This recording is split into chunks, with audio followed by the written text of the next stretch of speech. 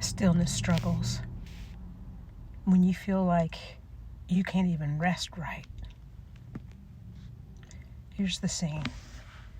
It's your time alone with God versus your critical thoughts. Oh, family. This is a Psalm 46:10 moment. And let's get real about this battle that happens when you're trying to just be still and know that He is God, because right now you're sitting there, got your Bible open or your eyes closed, and instead of peace, your mind is flooded with accusation. Here's the raw truth. Your stillness shame is spiritual warfare. Let me speak straight to your heart for a second. That voice telling you that you can't even be still right, or you're failing even at rest, isn't Yahweh's voice. It's a strategic attack. Think about it. Why would the enemy fight hardest when you're destroying your life? Why? Why would the enemy fight the hardest when you're destroying your life? No, he doesn't. He fights hardest when you're trying to position yourself to receive love from the Father. And that critical voice comes in with surgical precision. Your mind is wandering again. You feel guilty. You're thinking real Christians don't struggle to focus like this. You've been sitting here for 20 minutes and haven't heard God once. Everyone else gets profound revelations in their time alone with God. What's wrong with you? And suddenly the very place that should be your refuge becomes another performance arena where you feel like you're failing.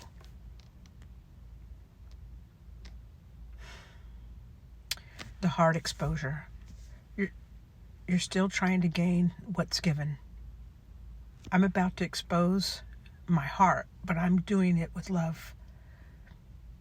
My struggle with stillness, because deep down, I'm still operating in a performance mindset rather than a presence mindset.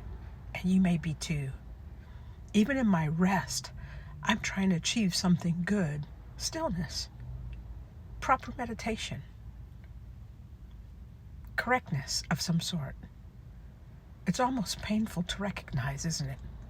The ways that even my attempts to surrender become another checklist. Did I focus well enough? Did I feel Father's presence tangibly? Did I get a verse or a word? Did I silence my thoughts successfully?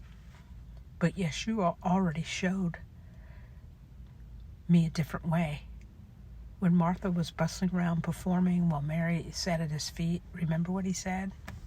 Mary has chosen what is better, and it will not be taken away from her. Luke 10:42. Mary wasn't doing stillness right.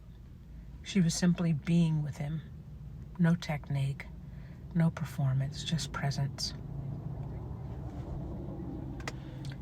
The gentle truth is stillness is a person.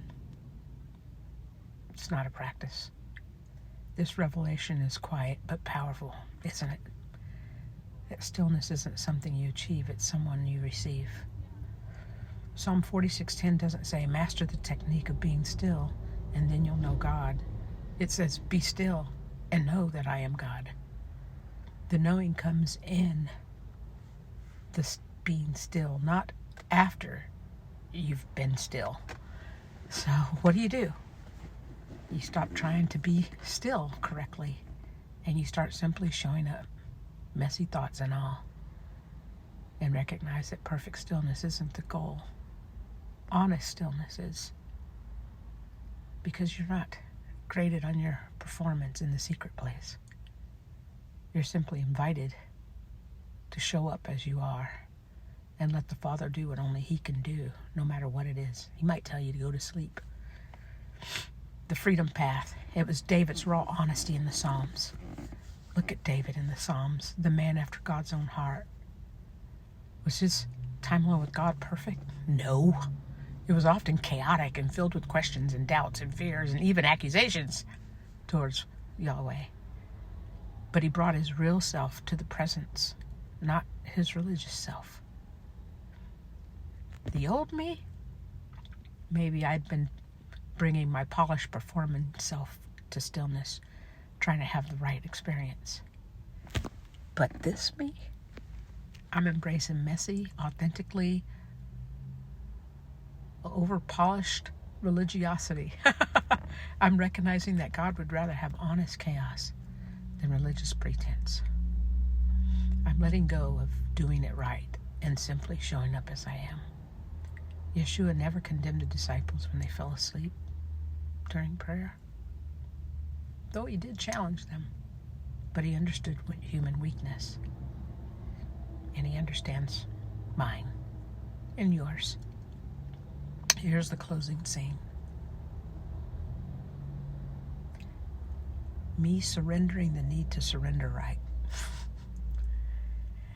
I'm going to take a deep breath and notice the critical thoughts rising again as I try to be still and recognize that this isn't failure, it's part of the journey. And then I'm going to smile, remembering Romans 8:26. The Spirit helps us in our weakness. We do not know what we ought to pray for, but the Spirit himself intercedes for us through wordless groans. And then I'm going to begin to welcome even my distracted thoughts as opportunities to surrender again and start practicing stillness, not as performance, but as returning again and again and again. And when that voice says, you can't even be still, right? I'm just going to smirk and whisper under my breath, I'm not here to be still right. I'm here to be loved wrong. Cut! And that's my stillness freedom. This is what it looks like to break free from stillness perfectionism. My wandering mind isn't failure. It's just the natural starting point.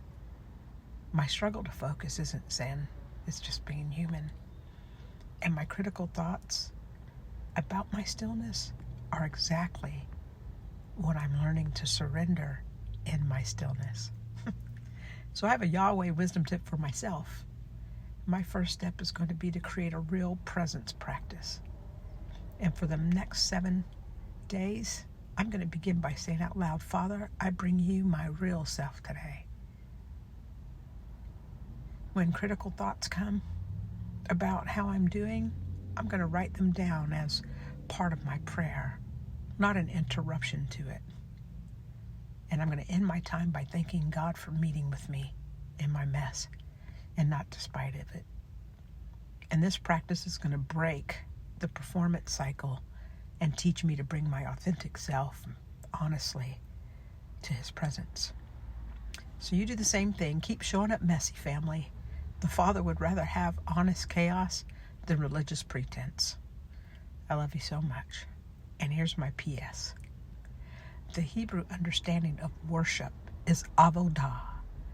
It includes both work and worship because sometimes the work is showing up again and again when your mind wanders. And that's not failure. That's the practice. So I love you. Until next time, thanks for listening.